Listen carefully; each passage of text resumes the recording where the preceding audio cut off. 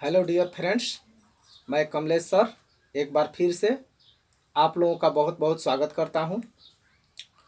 तो आज हम लोग मंगलम पाठ के कुछ बहुत ही महत्वपूर्ण ऑब्जेक्टिव क्वेश्चन के बारे में बात करेंगे, जो परीक्षा के दृष्टिकोण से बहुत ही महत्वपूर्ण है। तो आइए हम लोग देखते हैं।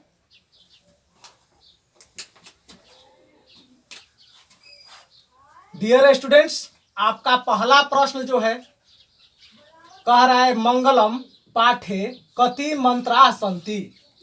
मंगलम पाठ में कितने मंत्र हैं? तो मंगलम पाठ में कितने मंत्र हैं? तो पंच, यानी पांच। पंच का अर्थ होता है पांच, पांच मंत्र है। आपका अगला प्रश्न कह रहा है उपनिषदस्य रचनाकार कः अस्ति। उपनिषद के रचनाकार कौन है? तो उपनिषद के रचनाकार कौन है? वेद व्यास है। उपनिषद के रचनाकार वेद व्यास है। आपका अगला क्वेश्चन है उपनिषदाः कति सन्ति। उपनिषद कितने हैं? तो उपनिषद कितने हैं? तो अष्टाधिशतम, अष्टाधिक शतम अर्थात 108। अष्टाधिशतम का अर्थ होता है 108। उपनिषदों की संख्या कितनी है? तो 108 है। आपका अगला प्रश्न कह रहा है मंगलम पाठस्य रचनाकार कः अस्ति। तो इसका भी होगा वेद व्यास। वेद व्यास। मंगलम पाठ के रचनाकार कौन है? तो वेद व्यास है। मंगलम पाठ के रचनाकार कौन है? तो वेद व्यास है। चूंकि उपनिषद के रचनाकार जो है वेद व्यास है, और मंगलम पाठ में जो भी मंत्र लिए गए हैं, श्लोक लिए गए हैं, सभी उपनिषद से है, इसलिए मंगलम पाठ के भी रचनाकार वेद व्यास जी ही है। आइए अगला प्रश्न देखते हैं उपनिषदः कान प्रकटयन्ति। उपनिषद किसको प्रकट करते हैं? उपनिषद किसको प्रकट करते हैं? तो दर्शन शास्त्र से सिद्धांतान, दर्शन शास्त्र के सिद्धांतों को। उपनिषद दर्शन शास्त्र के सिद्धांतों को प्रकट करते हैं। आपका अगला प्रश्न कह रहा है उपनिषदः कस्य अंतिमे भागे अस्ति। उपनिषद किसके अंतिम भाग में है? तो वैदिक वांग्मय से, वैदिक वांग्मय से, वैदिक वांग्मय के अंतिम भाग में उपनिषद है। आपका अगला प्रश्न कह रहा है उपनिषदे कस्य महिमा प्रधानतया गीयते। उपनिषद में किसकी महिमा विशेष रूप से गाई जाती है या प्रधानता से गाई जाती है? तो परम पुरुषस्य परमात्मनः। परम पुरुष परमात्मा की महिमा अर्थात ईश्वर की महिमा, ब्रह्म की महिमा गाई जाती है। आपका अगला प्रश्न कह रहा है कस्मिन् पाठे पंच मंत्रा संकलिता सन्ति।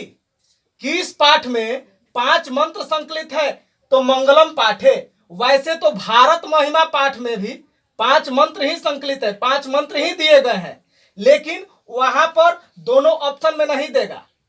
तो आप लोग समझ चुके हैं। आपका अगला प्रश्न है कह सर्वेषाम तपसाम परम लक्ष्यम।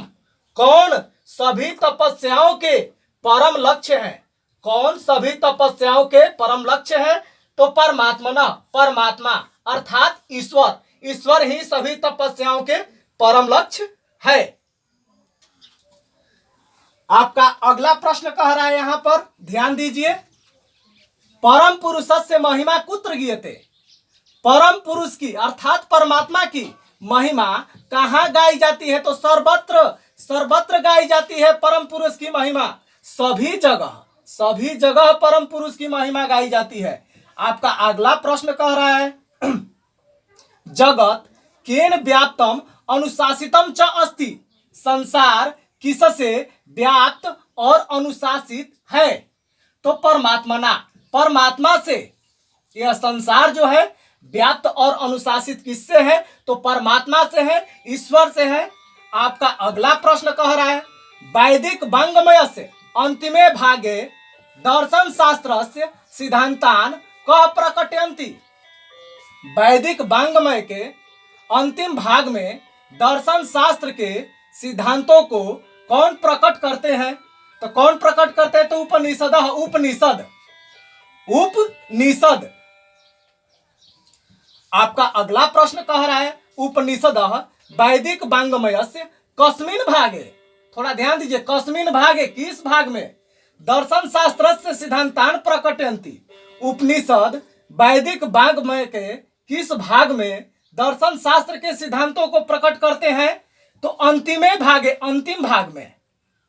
आपका अगला प्रश्न कह रहा है अणोरणीयान महतो महियान कह, सूक्ष्म से सूक्ष्मतर और महान से महान कौन है? यहां पर पीछे मैं आप लोगों को बता चुका हूं कि अणोरणीयान कह तो आत्मा, इसका भी वही होगा, महतो महियान कह तो आत्मा। लेकिन यहां पर प्रश्न को जोड़ दिया गया है। मान लीजिए इस प्रकार से भी अगर पूछ दिया तो आपका आंसर आत्मा ही होगा या तत्वम। मंगलम पाठे कति उपनिषदस्य श्लोकान सन्ति, मंगलम पाठ में कितने उपनिषद के श्लोक या मंत्र है? तो इसमें देखिए आपका आंसर होगा चत्वारः। मंत्र तो 5 है लेकिन केवल 4 वेद से लिए गए हैं। आपके पहला जो है ईशावास्य उपनिषद से है, दूसरा जो है दूसरा श्लोक कठोपनिषद से है, तीसरा और चौथा श्लोक जो है मुंडक उपनिषद से लिया गया है, और आपका 5वां और अंतिम श्लोक जो है श्वेताश्वर उपनिषद से लिया गया है। इस प्रकार आपके केवल 4 ही उपनिषद हुए। चारों उपनिषदों से 5 मंत्र लिए गए हैं, लेकिन उपनिषद कितने हैं? तो केवल चत्वारः, 4। आपका अगला प्रश्न कह रहा है परात्परम पुरुषम क उपैति, परात्पर पुरुष को कौन प्राप्त करते हैं? तो कौन प्राप्त करते हैं? तो विद्वान, विद्वान। ईश्वर को कौन प्राप्त करते हैं? ब्रह्म को कौन प्राप्त करते हैं? तो विद्वान प्राप्त करते हैं। आपका अगला प्रश्न है जंतोः गुहायाम कह निहितः, जंतु के हृदय रूपी गुफा में कौन स्थित है? तो जंतु के हृदय रूपी गुफा में आत्मा स्थित है, तत्वम भी कह सकते हैं। तो डियर स्टूडेंट्स, आप लोग इन प्रश्नों को भली भांति जान गए होंगे। मैं इन प्रश्नों का आंसर आप लोगों को हिंदी और संस्कृत दोनों में बता दिया हूं। जो आपके परीक्षा में केवल संस्कृत में ही न पूछकर हिंदी में भी बार बार यही प्रश्न पूछे जाते हैं, तो आप लोग इन प्रश्नों को भली भांति समझ चुके होंगे। अब हम लोग अगले वीडियो में मिलेंगे। तब तक के लिए डियर स्टूडेंट्स, धन्यवाद।